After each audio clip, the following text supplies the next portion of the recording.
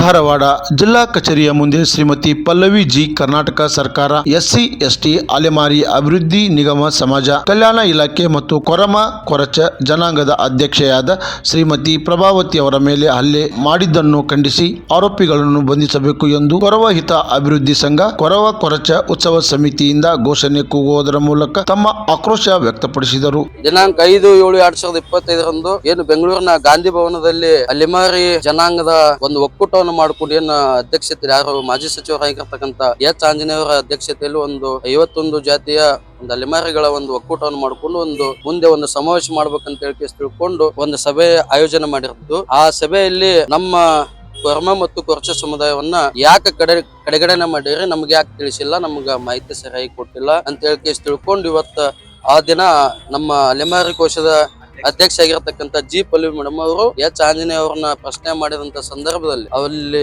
ಆ ಘಟನೆಯಲ್ಲಿ ಎಚ್ ಆಂಜನೇಯ ಅವರ ಬೆಂಬಲಿಗರ ಏನಿದಾರಲ್ಲ, ನೀವೇನ್ ಸಂಬಂಧ, ನಿಮ್ಗೇನು ಗೊತ್ತಿದೆ ಅಂತ ಒಂದು ಮಾಡಿ ಏನ್ ದುಷ್ಕರ್ಮಿಗಳು ಎಲ್ಲ ಅಲ್ಲಿ ಅವಾಚ್ಯ ಶಬ್ದಗಳಿಂದ ನಿಂದನೆ ಮಾಡಿಸಿ ಒಬ್ಬ ಮಹಿಳೆ ಅನ್ನೋದು ಲೆಕ್ಕ ಮಾಡದೇನೆ ಇವತ್ತು ಅವ್ರ ಮೇಲೆ ಹಲ್ಲೆಯನ್ನು ಮಾಡಿದ್ದಾರೆ. 7 ಜನದ ಮೇಲೆ ಐಗ್ರೋನ್ ಪೊಲೀಸ್ ಸ್ಟೇಷನ್ ಅಲ್ಲಿ ಎಫ್ಐಆರ್ ಆಗಿದೆ. ಈಗಾಗಲೇ ನಮ್ದು ಒಂದು ಬೇಡಿಕೆ ಏನಿದೆಪ್ಪ ಅಂತಂದ್ರೆ ಇದೆಲ್ಲಾ ಘಟನೆ ಆಗ್ಲಿಕ್ಕೆ ಕಾರಣೀಭೂತ ಮಾಜಿ ಸಚಿವರಾಗಿರ್ತಕ್ಕಂಥ ಎಚ್ ಆಂಜನೇಯ ಅವರು, ಅವ್ರ ಮೇಲೆ ನಮ್ಮ ಕ್ರಮ ಆಗ್ಬೇಕು ಅನ್ನುವಂಥದ್ದು. ಇವಾಗ ಪಲ್ಲವಿ ಮೇಡಮ್ ಅವರು ನಮ್ಮ ದೇಶದೊಳಗ, ನಮ್ಮ ಭಾರತ ದೇಶದೊಳಗ ನಾರಿಯನ್ನ ದೇವತೆ ಅಂತ ಪೂಜೆ ಮಾಡ್ತಾರ.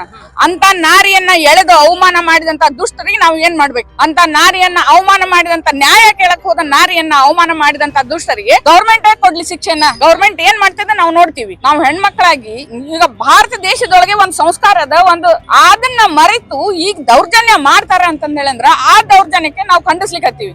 ನಾವು ಖಂಡನೆ ಮಾಡಿದಂತ ಇದಕ್ಕೆ ನಮ್ಗೆ ನ್ಯಾಯ ಬೇಕು. ನ್ಯಾಯ ಸಿಗೋವರೆಗೂ ನಾವು ಈ ಹೋರಾಟನ ನಿಲ್ಸಲ್ಲ. ಪಲ್ಲವಿ ಮೇಡಮ್ ಅವ್ರಿಗೆ ನ್ಯಾಯ ಸಿಗಬೇಕು. ಪಲ್ಲವಿ ಮೇಡಮ್ ಅವ್ರಿಗೆ ನ್ಯಾಯ ಸಿಗೋವರೆಗೂ ಈ ಹೋರಾಟ ನಮ್ಮ ಕರ್ನಾಟಕದಾದ್ಯಂತ ಮುಂದುವರಿತದೆ. ಕ್ರಾಂತಿ ಸಮಾಚಾರ, ಧಾರವಾಡ.